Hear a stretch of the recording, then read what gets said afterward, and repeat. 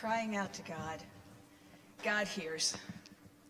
So our story this morning is a little bit about the life of Jacob. We remember Jacob when he was born, he and his twin brother. He was born just seconds after his twin older brother, which meant that Esau got all of the family inheritance. And we know the story of how Jacob tricked his dad into giving him a blessing, making his father think that he was blessing his brother Esau instead of Jacob. And Esau was so angry that Jacob had to escape with the help of his mother. He ran to a far country where he actually did quite well. He prospered.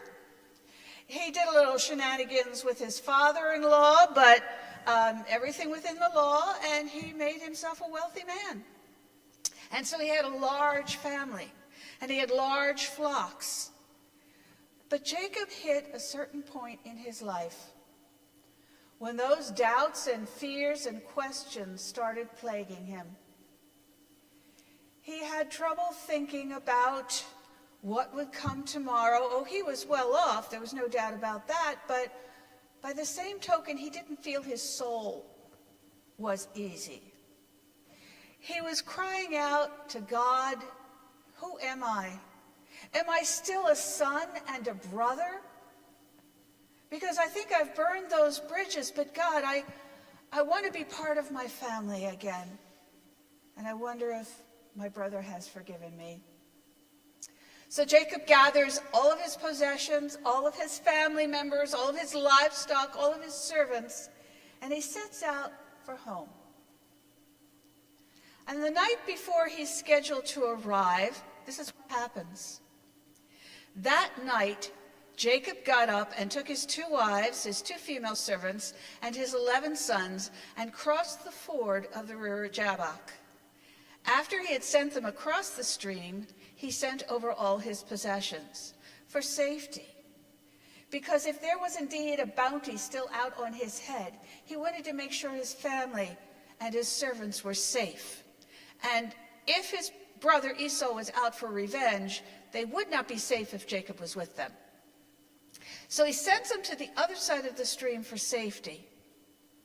So Jacob was left alone, and a man wrestled with him until daybreak. I always found that curious. A man wrestled with him.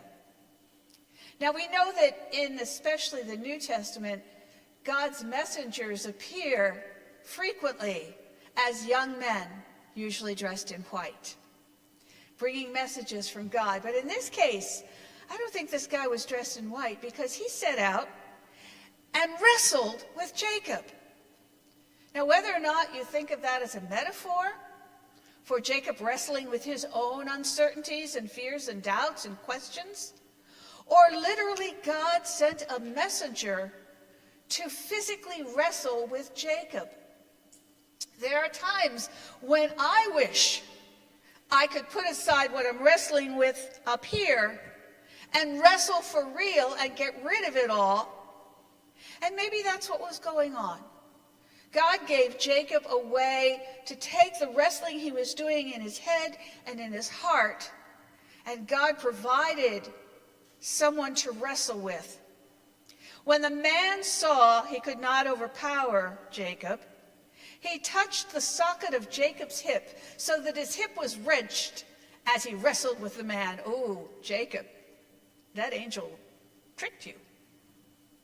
He had a little bit of magic in his fingers, and he just knocked your hip joint out of base so that he could win the wrestling match. A little taste of his own medicine. But then the man said, "Let me go, for it is daybreak. Time to begin the new day. Time to stop wrestling." But Jacob replied, "I will not let you go unless you bless me." Jacob was not feeling blessed. He had stolen his brother's blessing. He had stolen a blessing from his father. And now one of the things he wrestled with was that stolen blessing. And he wanted this stranger to bless him. And he was not going to let go of him until he did. And the man asked, "What is your name?" "Jacob," he answered. Then the man said, "Your name will no longer be Jacob, but Israel, because you have struggled with God and with humans and have overcome. Well, he did kind of overcome the man he was wrestling with until, of course, he dislocated his hip. But by the same token, he was so involved in wrestling with his own sense of who am I, that he needed reassurance that he was not only still part of his own family, but part of the larger family of God. Indeed, by naming him Israel, Jacob became the father of the 12 tribes of Israel, the Israelites who wandered in the wilderness, the Israelites. And even today we talk about 12 disciples as an echo to those 12 tribes. Jacob really needed a blessing. And so what this angel, that's the word I'm using, you can use whatever word you'd like, what this messenger from God did was not only bless Jacob, but to reassure Jacob that he was part of something bigger. That as Jacob was returning, unsure of whether his own family would welcome him, God was not only welcoming him into a larger family, but making him the father of generations and tribes that we still speak of today. Surely that is an affirmation and a blessing of Jacob. And Jacob struggled with God and with humans, and he overcame. He now had a peace in himself, but he still had to face his brother. Jacob said to the man, "Please tell me your name." But he replied, "Why do you ask my name?" And then he blessed him, and suddenly Jacob knew who he was. He was connected. He was safely in God's care. So Jacob called the place Peniel, saying, "It is because I saw God face to face, and yet my life was spared." Peniel literally means the face of God. Jacob not only faced his own doubts and fears and set his path homeward to reconcile, to pay what was due, to reconnect, but now Jacob had the image of God's face to lean upon. It is said that when Moses went up into the mountain, he came back with his face covered because he was the only human who could meet God face to face. And his face would light up with a glow that was so bright he had to cover it. And here is Jacob in the morning light with the sun rising above him, knowing he had met God face to face. Well, we know the rest of the story. Jacob was welcomed home by his brother Esau, forgiven, and Jacob settled down with his family.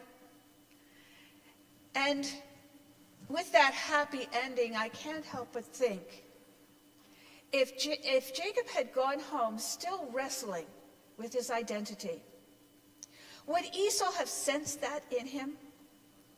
If Jacob went home the way he started out, troubled, wrestling with his conscience, aware of his own trickery and in need of a blessing, if Jacob had arrived home like that, would Esau be comfortable welcoming him home? But instead, Jacob receives this blessing, this new name, this reconnection with God's family, which allows him to have a peace that I believe even his brother could sense. His brother, hating Jacob for so many years for stealing, his brother sees a new man coming over the horizon. Esau sees his once contentious little brother, that brother who got into all kinds of shenanigans, mommy's favorite little boy, now a grown man and no longer that trickster. Now Esau saw in his brother the face of God. For he saw in his brother the very image of God restored.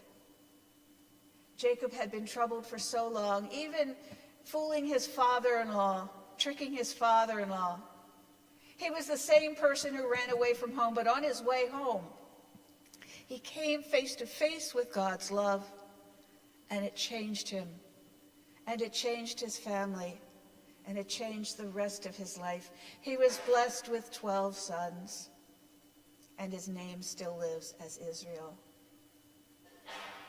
So I wonder, when you're wrestling, whether you're awake or asleep, if you're wrestling with those demons that plague us in the middle of the night, my rent is due. How much is in my bank account?